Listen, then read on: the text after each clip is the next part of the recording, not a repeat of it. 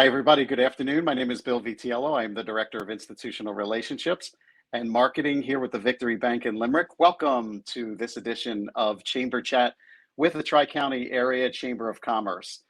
So a few things before we get started. One, if I wind up leaving the broadcast prior to ending here, it's because multiple employees are cooking something really good in the break room. And two, we have a lot of work that is happening in our in the office below us, which used to be the Keller Williams building. So I may leave to tell them to just hold off for right now. So in all honesty, though, I don't think the noise is going to be too much of an issue, but just in case it is. So again, welcome to this episode. Greatly appreciate you joining us. Eileen is not able to join today, but I can tell you we did have a board meeting this morning. For those who are not aware, I am on the board of directors for the chamber. And during our board meeting this morning, we talked about so many great things that are happening in the chamber. So what I wanted to do was just encourage my constituency and the membership to make sure that they are glued to the website, they're glued to social media, they are glued to this broadcast, and they are also paying attention to the emails that are coming through for the chamber. So there's a lot of things happening. Things are slowly getting back to normal, whatever normal is at this point in time. But regardless, the chamber has a lot of great things going on. So just would encourage your engagement there. Okay, so not one guest today, but actually two guests on the episode. So Haley, if you wouldn't mind, I have Jeanettee Hassis and Jennifer Goldsmith Cerra. Welcome. Thanks, Bill. That was in stereo, so the audio quality for our audience already is fantastic. So welcome to Chamber Chat. Thank you so much for being on. We have a lot to talk about. Herbein is a great organization, very supportive of the chamber, and we have a lot to discuss. So I guess maybe, I don't know who wants to start. I guess maybe Jennifer will start with you. Yeah. If you'd be kind enough to introduce yourself, please.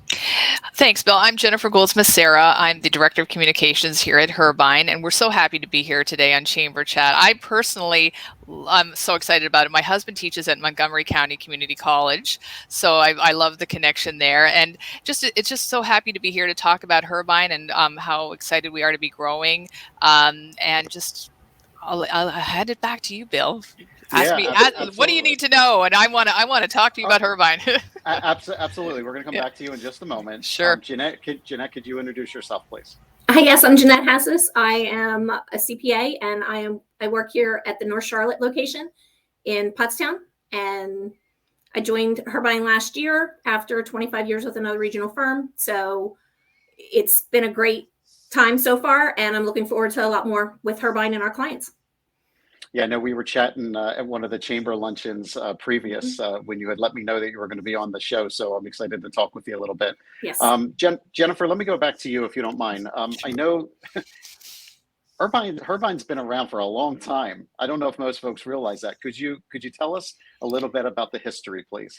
Herbein, well, this is a great year for us. We're celebrating our 50th anniversary as a firm, so it's just a lot happening with our 50th anniversary. We've got a lot of things happening inside and outside Herbein, but we want to congratulate the chamber on 95 years of serving the Pottstown 422 corridor. Excellent work. We love the chamber. We look okay for 95, don't we? You look very good. We want to look that good when we're 95. So we're just so happy to be here in your area, and it's just really a great time for us at Herbein. Which not least of which is the exciting new mergers that we've had this year.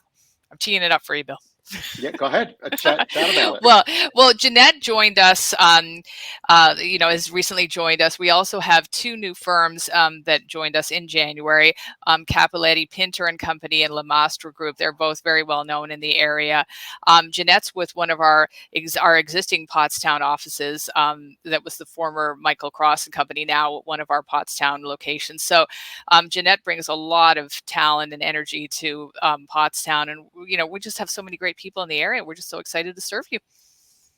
Yeah, so I see your growth in the region over the last few years, since 2016, I guess. Sure. 3 recent acquisitions, right? You have the Michael Cross and Company, Capoletti Pinter, Yep. and then the Lamastre Group as well. Yep, right? all three of them, all able to handle a full wide range of services and solutions for the community. So we're just they're just terrific folks there. And That's awesome. yep.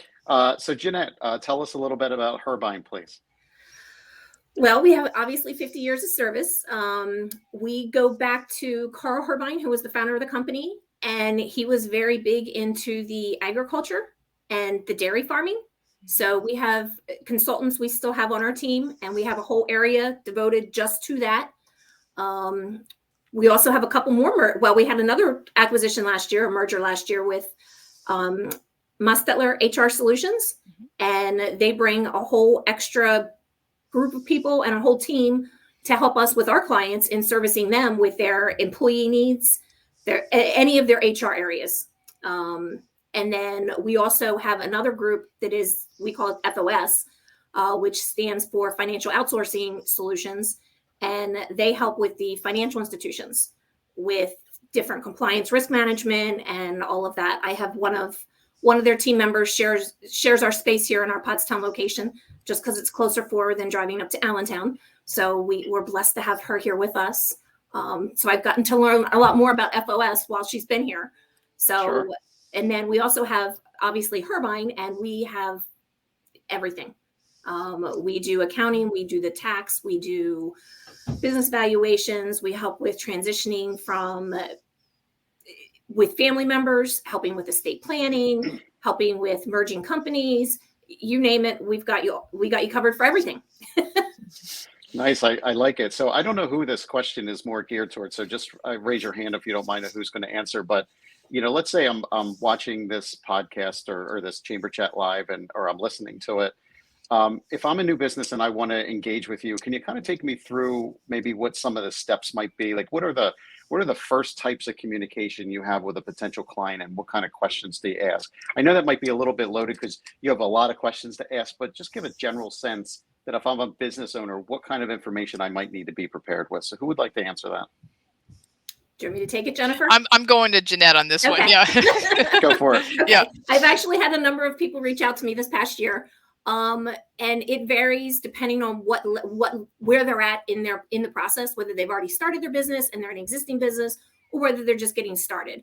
I had one lady reach out to me. Her and her husband and children had acquired a existing business, if you will, outside of the area, but they're based here in Pottstown, and they needed help. They didn't know where to turn, so they called us, and I said, "Well, do you have any accounting solutions set up yet?"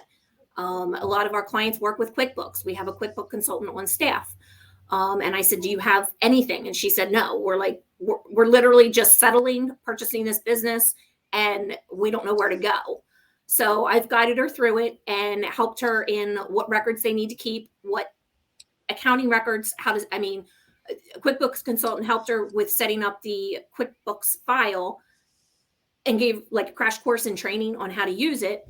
And obviously setting up your bank account, making sure you have operating agreements in place. Some people don't even think that they need to do that. But we've seen that. I'm never surprised at what I see with particularly new businesses starting out. And we're here to help guide them through that process. So yeah, and it's interesting you mentioned that too, because we came across a lot of folks during the PPP who just in the general formation of their business, they might have, applied for an EIN and might have some of the paperwork, but really kind of a deep dive on what was actually needed. I wouldn't say it was there all the time. And that kind of slowed the process down a little bit during PPP at a very critical time. So if I'm a business owner, I'm re-looking at that, and I'm probably looking for a partner who might be able to clean some of that stuff up for me and give me a little bit better direction. So yeah, that's a great point you just made there. Yeah, I always try to emphasize to businesses that they need a minimum of 4 basically team members. They need their banker, they need their accountant, they need their attorney, and they need their insurance guy or gal. So you have to have those 4. If you don't have a good relationship with those, you need to work to build that relationship, because they're going to be the ones to help guide you. I had one client, again, another startup, they started up in 2020. And I was surprised to see that go in with the pandemic, but they call and they're like, "Well, do I buy or lease a car?" And I was just like, well, I'm like, what's your business? Yeah. Like, what are you expecting? How much revenue are you expecting? What are you, I mean, just with a new business startup. And then he was like, okay, well, I'm going to buy a car. Well, do I put it in the company's name or do I put it in my personal name? And just knowing their personal situation, because they had 4 adult drivers, and we'll say adult being young children who are in the range of 17 to 23. And anybody who has a house like that, you change cars in and out. I said, this is more of a insurance question than a tax question.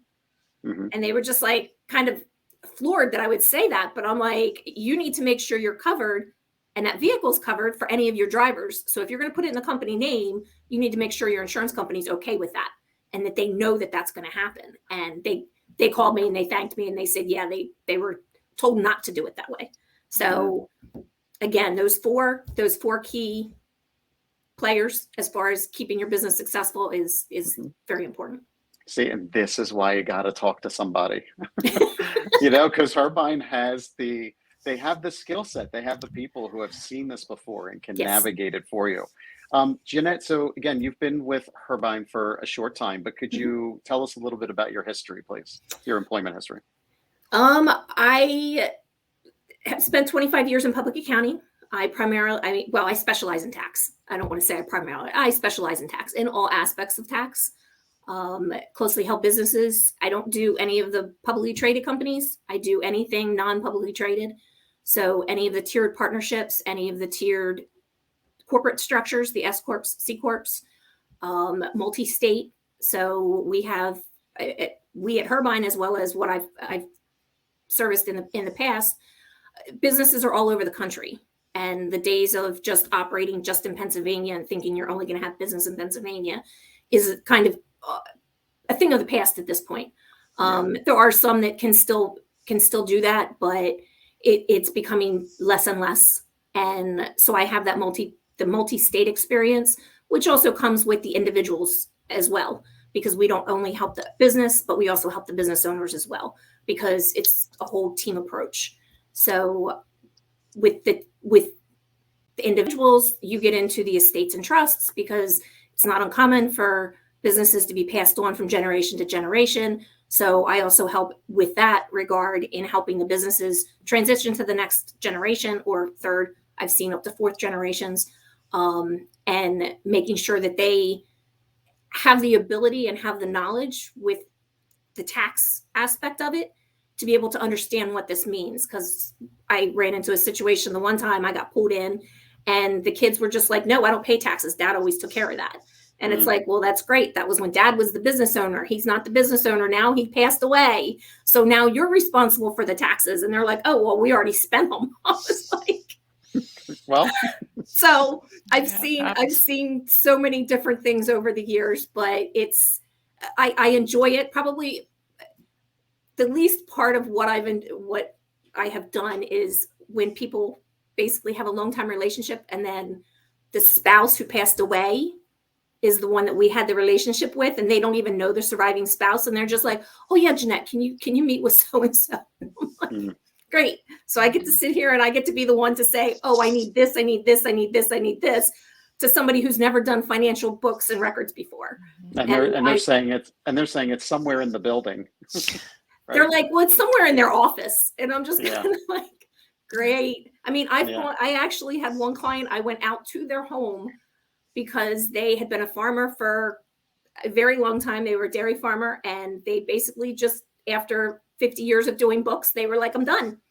I was like, you can't be done. We still need to follow your taxes. Yeah. Well, then you need to come and get the information. And I walked into their dining room, and I'll never forget it. It was an old farm table. And I'm talking old farm table that's like 9 foot long, probably like 6 foot wide. And it was stacked 6 inches deep of mail.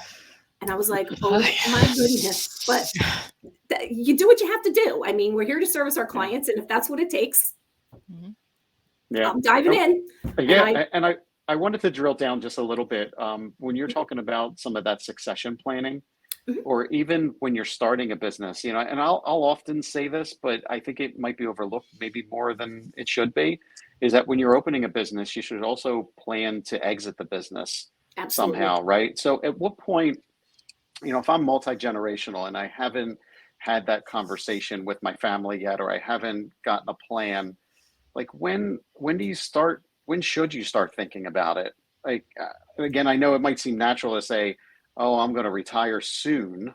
Well, what does soon mean, and at what point, am I asking the question right? Like, you know, should you do it within the, should you start planning for something within the first year of being open for business, or do you it 5 years in or 10 years in? Can you give some guidance there? Every business is different, and to say one specific business you need to do it at this point in time is kind of a challenge. It's more individualized to the business. But I try to let people know that although you think you're going to live forever, the reality is that we recently have had a couple family members diagnosed with cancer in the past few months. And it's like, my husband and I are just kind of looking at each other going, this was unexpected. But it happens. And we're optimistic that everything's going to be fine. I mean, one has gone through the surgery, all that, but you just don't know. And I try to approach them and say, okay, like, especially if you have one person who's running the show and doing everything themselves, they don't have anybody else involved. If it's to that extent where it's a sole proprietor and it's really just them, whether it's business advisory, management, that type of thing, and they're really the only one that can do it, it's not something that they can pass down, then you're a little more limited. And I always suggest that they try to team up with another, and I hate to use the word competitor, because I know in public accounting, I always heard, oh, well, they're a competitor. They're a competitor. To me, nobody's a competitor, because we're all in this industry together and we're all here to service businesses and clients. So having that camaraderie with colleagues that are in the same area, because if something does happen, they have somebody else that they can go to. But as far as the multi-generational businesses and the ones that have been in existence for a good amount of time, or especially like the farmers or the farming businesses, you've got people depending on you, you've got 20, 30, 50 employees. You have to think about it sooner rather than later. If you don't have something in place, you have to at least start the conversation. If you have multiple owners, it's very important that you have either a buy-sell agreement or something in place so that everybody knows, and it's not a guessing game when something happens to one of the lead members of the team as to what's going to happen to the business. Mm-hmm. Because that's the worst feeling in the world. Sure. Is you lose one of the senior management level people, and it's just like, oh, well, Joe passed away. Are we going to have jobs tomorrow? And no employees, no businesses should ever put their people in that position. So the sooner they start having those conversations, the better. All good information here. And Jeanette, I'm going to give you a break for a second and go to Jennifer. So take a swig of water if you need to. So Jennifer, how many employees does Herbein have? We are currently at about 250 and growing exponentially. We're just growing strongly. So yeah, about 250. Okay. So folks that are watching or listening, you have 250 experts who can help navigate you through your business here. Again, through all your suites of services. Go ahead. No, I should say, Bill, our tagline is helping our team, our clients, and our community succeed with confidence. And, just what our audience has heard Jeanette describe, she's exactly the kind of advisor that does that for Herbein. All of our team members bring that kind of passion and dedication to our clients. So we're just so thrilled to have her and our great team. It's really an exciting time for us. Yeah. And you're right. Any interaction I've had with your folks they've all been very passionate about what they do. That's right. Can you speak as marketing? Can you speak a little bit about what the chamber does for Herbein and how you kind of approach your membership with the chamber? Well, the chamber gives us opportunity to, obviously meet with your members and to to network and to just to be part of the events in the community. I mean, for example, today I just saw that the chamber just presented a $6,000 grant to area schools, and that was so fantastic for us because we're so passionate about education here. So we're so happy to be part of an organization that believes in the same things we do. So it's a very meaningful partnership for us at Herbein. And we hope for many more opportunities to work with you in the future. And I know you guys have been members for a number of years, Yeah, so we thank you for your membership. that's right. Wanted to look, anytime we have an opportunity to kind of humanize this a little bit, we do. So Jeanette, I'm going to go back to you. Yeah. Outside of what you do professionally for your clients and what you do for Herbein, what do you enjoy doing? Do you have any hobbies? Do you like to travel? Well, in addition to, I guess, my work, I also am on the board with the Pottstown Cluster of Religious Communities. And like you were saying at the beginning of this, that you guys just had your board meeting, we had ours last night. And it was very encouraging and very uplifting knowing that our organization has put almost $8 million back into the Pottstown community through housing and food stability. So we were able to keep people in their houses, keep them from being evicted. It started with the pandemic, with 2020, with people losing jobs, and it has continued in through 2021. So we also, and I get to be a part of that, and I get to help. I'm also I'm on the board as well as the treasurer of that organization. So I enjoy that. I help with a church, and we have our first youth group over in Coatesville. My brother is heading up a church, and it's a micro church, just because there's a big, I don't want to say anti-church feel, but a lot of people, if you don't have those relationships, people feel they get lost in the big mega churches. And I think that we're seeing a lot of the churches of the past are not as well attended, and the brick and mortar is not as attractive to the younger folks. So we're doing what's called a micro church, and we're just going out to the community and serving. It's based in Coatesville, and we've gone out, we've cleaned up the park I don't know how many times. We partner with Good Sam. So that's really, I have a big family. I have a wonderful husband. I don't have any children of my own, but I've got 19 nieces and nephews. So okay, well, there you go. That's that pretty keeps large. me busy. Yeah. When I'm I'd not say. working, they're all like, oh yeah, nobody sees Aunt Jeanette during tax season. But outside of that, they keep me busy. So I enjoy my family. I love gardening. I love being outside. So Cool. I stay busy. What are you planting this year? Everything. My mom taught me to make All right. canned salsa last year, which was great. Sauerkraut. Nice. If anybody needs me to can sauerkraut, I got that. I've been doing that for years. I don't Wow. grow my own cabbage. My mom gets that from a farmer up by where she's in. She's up in Sullivan County, so not too far from her. She gets it from a farmer, and Okay. I've gone through the whole process. My husband won't let Nice. me do it at the house because it stinks too much. That's funny. Yeah, I'm planting tomatoes is about the only thing I can handle. So Tomatoes, my peppers, seeds last week. peas, scallions. Okay. I do All it. right. Melons. I do it all. Watermelons, cantaloupe. Cool. I enjoy all of it. That's good. Well, it's good to get to know you a little bit better. And then anything Jennifer, I don't have, I take over to my neighbor with all her, I don't know, 50, Right. 60 chickens. I I forget. wanted to what bring she some had. my way. I lost count. Yeah. I lost count on the chicken count. Yeah. And then Jennifer, how about you on the personal side? Well, I'm married. I have a 17-year-old son, as I mentioned when we were talking about driving earlier. So right now we're in the middle of college considerations and getting that. So I spend a lot of my time trying to guide him through that. But I am looking to expand my board membership and get more involved in local community organizations once he gets off to college, especially in the area of food insecurity. It's something that's very important to me. And I hope to do more with that in the future. Yeah, absolutely. It's a huge topic right now, and most folks aren't even aware because they can go to the refrigerator and open it up and something's there, That's open right. their cupboard and there's something there, and there's a lot of folks that can't right now. So thank you in advance for the work that you're going to do there. Definitely. Thank you, Bill. Yeah. And So- Bill, and- I don't want to interrupt, but I did want to mention anybody who in the Pottstown community who is struggling with food instability to reach out to the cluster. They're right there downtown. They're at the corner of Franklin and King. And we have food right there on site. They can order online where there's no contact.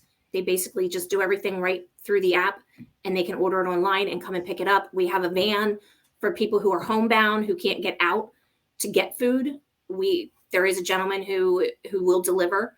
Obviously, that's on an as needed basis. So anybody who is in that situation, and I just saw that we have oil assistance.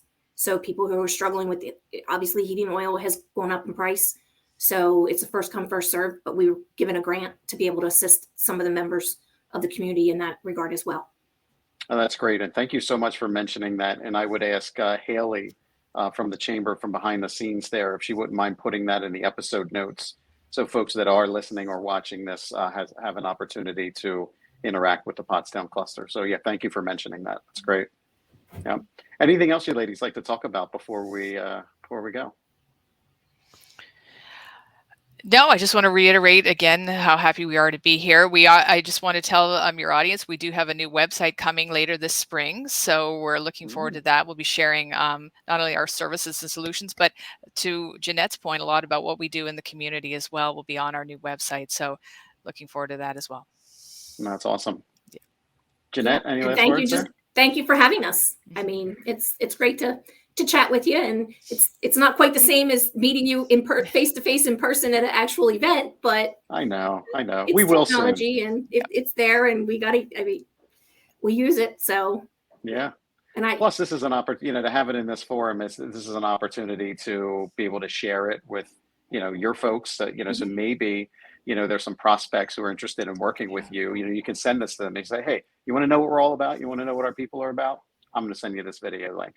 So, it's an opportunity for you to share. And honestly, it's an opportunity for you guys, for the public to get to know you a little bit better. Like you said, Jeanette, meeting in person is one thing. I feel like when we meet in person, though, we wind up giving 30, 60, maybe a 5-minute commercial about our business, but we really don't go deeper to the relationship level. And I think that's where you guys are much different. So thank you for talking about that. Appreciate it. Yeah. And I'm just one member of our whole team. I mean, as Jennifer said, we've got 250 members. So if it's something that I can't answer, I am more than happy to pass it over to our other team members. I've had a number of people come to me about nonprofits, and I'm like, oh, we've got a great team that can handle that.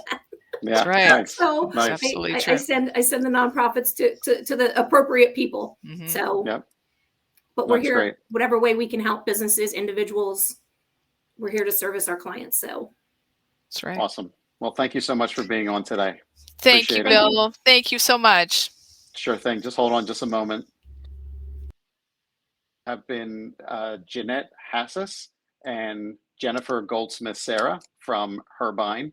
And if you haven't had the opportunity, please visit their website and also meet these ladies in person as well. So once again, my name is Bill Vitiello. I'm the Director of Institutional Relationships and Marketing for the Victory Bank in Limerick. And until we connect again, all my best. Bye for now.